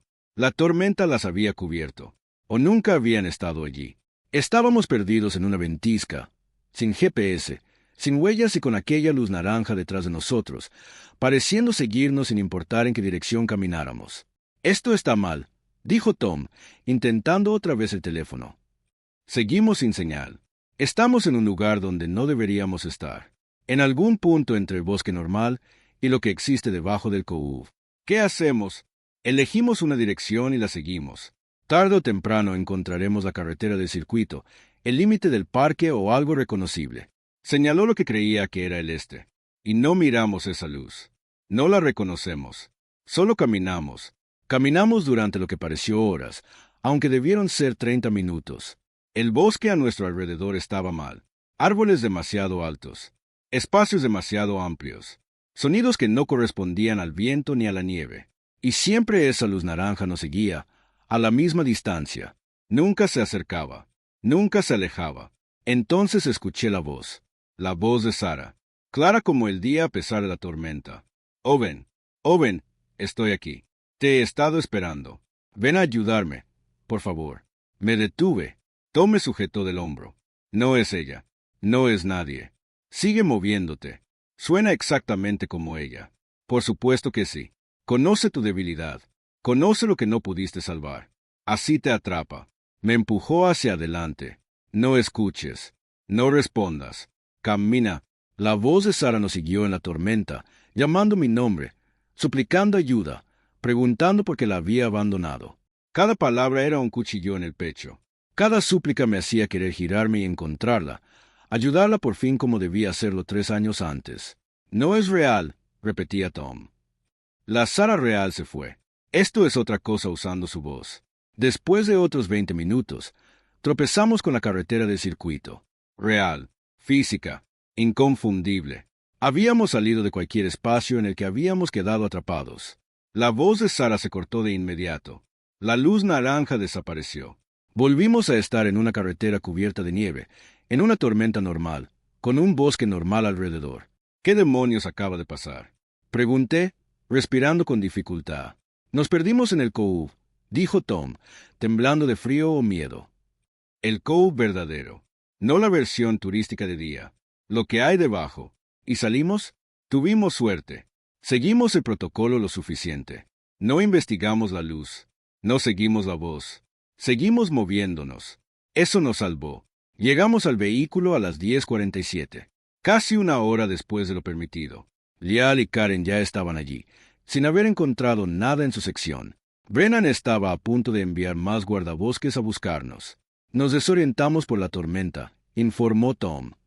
Experimentamos algo de confusión. Volvimos sanos. No mencionó la luz, ni la voz, ni el GPS imposible. Algunas cosas no pertenecen a los informes oficiales. Encontramos el cuerpo de Timothy Walsh a la mañana siguiente. Había llegado a menos de 400 metros de la carretera del circuito antes de sucumbir a la hipotermia. Estaba sentado contra un árbol, mirando hacia las montañas, con los ojos abiertos, igual que el guardabosques Beatty en 1998. El informe oficial dijo muerte por exposición. La verdad no oficial fue que Timothy escuchó el llamado, lo siguió al bosque y se perdió en ese espacio entre el bosque normal y lo que existe en el COU. Ese incidente cambió algo en mí. Hasta entonces había seguido los protocolos porque me lo habían ordenado, porque entendía que estaban escritos con sangre. Pero ahora los entendía a un nivel más profundo. Los 7 protocolos no eran solo reglas. Eran un mapa, una guía para navegar un lugar que existía en 2 mundos a la vez. El invierno cedió ante la primavera. La nieve se derritió, los turistas regresaron y el COU volvió a ser un hermoso valle histórico durante el día. Pero yo sabía en qué se convertía al anochecer. Sabía lo que siempre había sido bajo la fachada pintoresca. En abril, el día que habría sido el cumpleaños de Sara, conduje hasta Gregory's Cave. No para investigar, no para entrar, solo para sentarme en mi camioneta, a distancia, y despedirme por fin. Lamento no haberte salvado, dije en voz alta, sabiendo que no podía oírme pero necesitando decirlo. Lamento no haber estado allí cuando desapareciste, pero estoy aquí ahora. Estoy haciendo el trabajo, y sigo las reglas que quizá te habrían salvado si hubiéramos sabido que existían. La entrada de la cueva estaba oscura y silenciosa. Ninguna voz llamó, ninguna luz invitó. Era solo un agujero en la roca, inocente bajo el sol de la tarde. Pero yo sabía lo que era. Una puerta a otro lugar. Un lugar al que la gente iba y no regresaba. O regresaba mal. Ese fin de semana visité a mi hijo. Tenía 16 años. Vivía con mi exesposa y todavía apenas me hablaba. Pero aceptó almorzar conmigo, que era más de lo que había conseguido en el último año. «Te ves diferente», dijo, jugando con su hamburguesa. «Más viejo, cansado. El nuevo trabajo ha sido complicado. Mamá dijo que trabajas en un parque nacional. Cosas de guardabosques. Sí, Great Smoky Mountains. Un lugar llamado Cades COU. ¿Ese es el sitio con todos los edificios viejos? Fuimos con la escuela cuando tenía 10 años. Me miró con algo que tal vez era curiosidad. ¿Cómo es trabajar allí? Pensé en los protocolos, en las puertas de la iglesia abriéndose solas, en voces saliendo de cuevas, en figuras con ropa de época, en niños que se quedaban demasiado quietos, en todas las cosas que ocurrían cuando se iban los turistas. Es hermoso, dije. Histórico, educativo, pero también complicado. Hay reglas que tienes que seguir para mantenerte a salvo. Reglas que no siempre tienen sentido hasta que ves por qué existen. Suena como la vida. Sí, supongo que sí. Hablamos durante 1 hora. De nada importante. Cosas pequeñas. Pero era más de lo que habíamos logrado en años. Al despedirnos me dio un abrazo torpe. Ten cuidado allá, papá.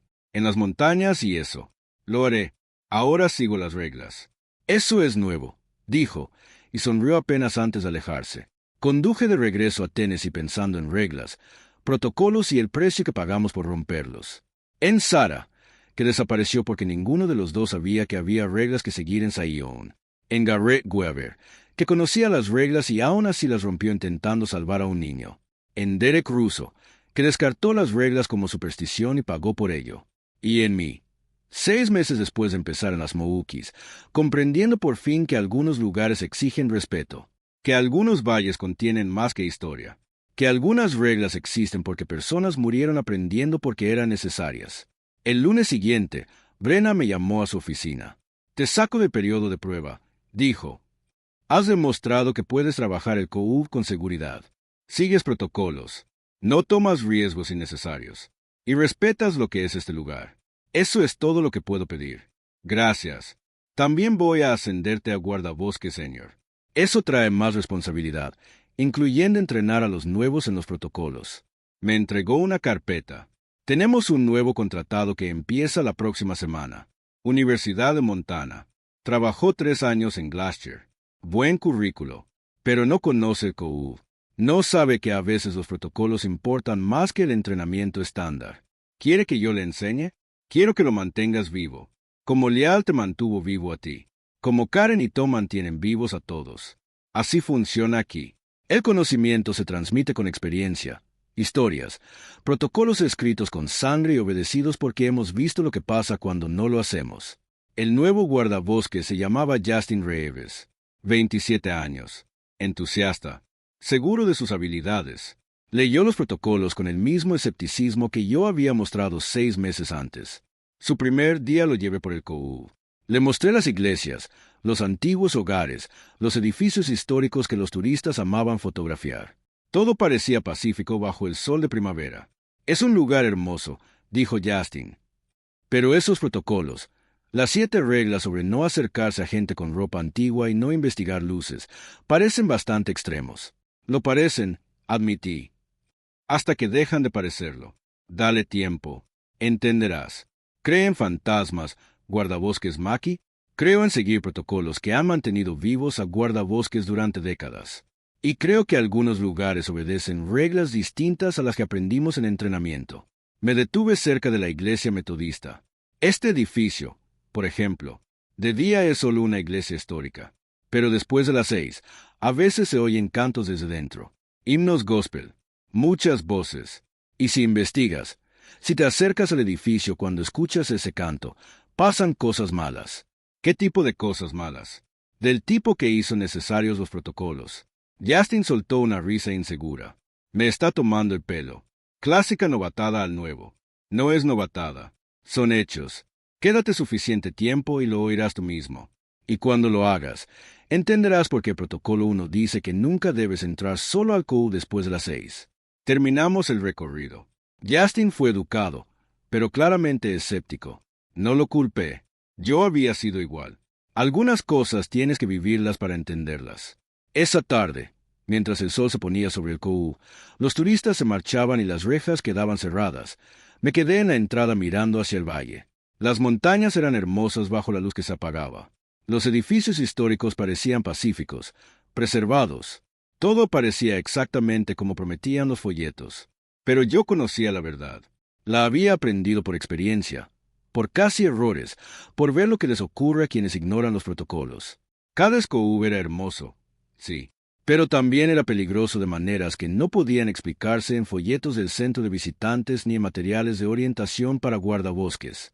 Era un lugar donde pasado sangraba hacia el presente, donde la frontera entre lo que fue y lo que es se volvía delgada, donde voces llamaban desde edificios vacíos, figuras aparecían con ropa de época y luces danzaban en cuevas que conducían a lugares donde la gente no debía ir. Y los 7 protocolos eran lo único que separaba a los guardabosques de convertirse en residentes permanentes de cualquier espacio que existiera más allá de los límites de la realidad normal. Me llamo Owen Maki. Tengo 48 años y soy guardabosques en el Parque Nacional de las Grandes Montañas Humeantes. Trabajo en Cades COU, el sitio histórico más visitado del parque. De día, es un valle hermoso lleno de edificios preservados y vistas escénicas. De noche, es otra cosa por completo. Sigo 7 protocolos. Los hago cumplir con cada guardabosques que trabaja conmigo. Se los enseño a cada nuevo contratado, porque los protocolos están escritos con sangre y son lo único que nos mantiene vivos en un lugar donde la belleza y el peligro existen lado a lado. Si alguna vez visitas Cades COU, disfruta la historia. Toma tus fotos. Camina los senderos. Pero cuando el sol empieza a caer y los guardabosques te digan que es hora de irse, no discutas. No intentes quedarte un poco más. No creas que eres especial. No creas que estás exento. Solo sigue las reglas. Sal antes de que oscurezca. Y no vuelvas hasta la mañana, porque después de las 6 de la tarde, Cades COU le pertenece a otra cosa. Y los protocolos son lo único que nos protege de lo que sea que esa otra cosa pueda ser.